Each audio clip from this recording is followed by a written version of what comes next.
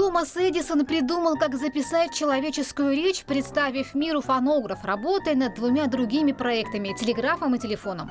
Он хотел сохранить передаваемые сообщения, зафиксировав звуковые вибрации на физическом носителе. Это случилось в 1877 году. Его носитель выглядел вот таким вот образом, как цилиндр. Эта упаковочка, они были из воска, они очень хрупкие.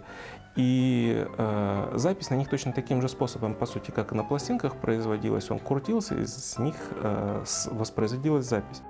У революционного изобретения был только один минус – тираж записанного звука не превышал 10 копий.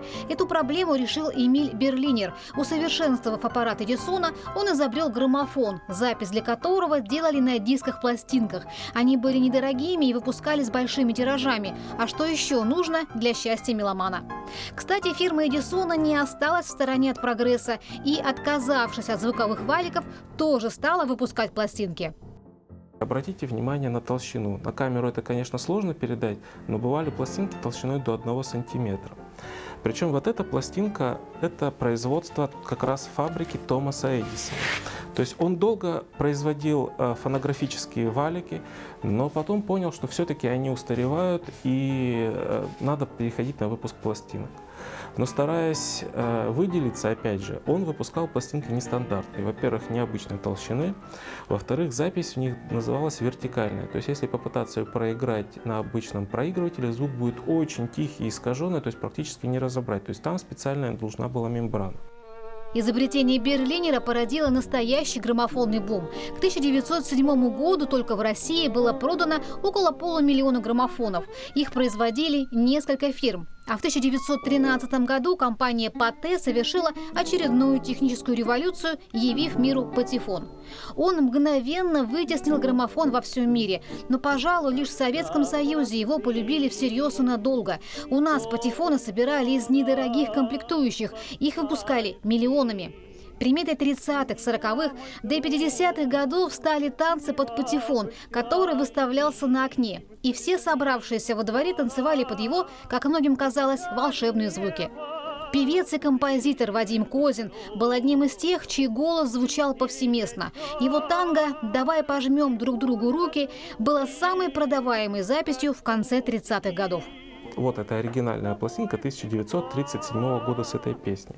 Но самое интересное, что в конце 30-х годов была создана фабрика экспериментальная, которая старалась избавиться от самого главного недостатка вот этих пластинок. Это они были очень хрупкие и бьющиеся. То есть ее уронило не просто слегка даже, она в трещинах или в дребезги разбивается. Так вот, эта экспериментальная фабрика решила выпускать пластинки из небьющегося материала. Они были разноцветными, материал назывался ацетилцеллюлоза. Но со временем эти пластинки стали принимать форму глубокой тарелки, покрываться волдырями, пузырями, и проигрывать было невозможно. И вот Вадим Козин как раз вот эту песню записал еще раз на такую пластинку, уже с совсем другим сопровождением музыкальных инструментов. Но из-за того, что пластинки оказались таким недолговечным материалом, практически вот вторую запись эту никто не слышал. А матрицы, с которых завод выпускал эти пластинки, были уничтожены.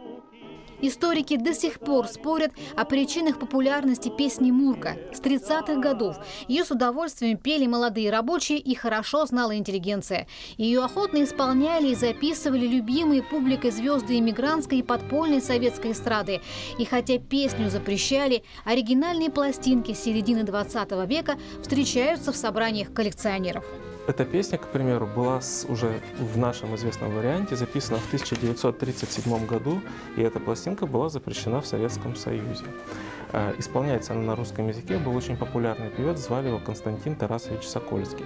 И вообще, записей у него было произведено довольно много, и пластинки его были в основном все запрещены, и поэтому часть этих пластинок переиздавали впоследствии уже в конце 80-х годов на долгоиграющих, а в 50-е их записывали на рентгеновские снимки, так называемые пластинки на костях.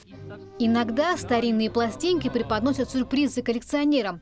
Так, например, польская песня «Последнее воскресенье» в русскоязычной версии, известная как «Утомленная солнцем», ставшая символом предвоенного Советского Союза, на патефонной пластинке скрывается под скромным названием «Расставание». Эту пластинку, когда многие видят, они никогда не знают название этого произведения. Песня называется «Расставание». Вот сколько проводил экспериментов, спрашивал, люди не узнают, но при этом все знают эту песню.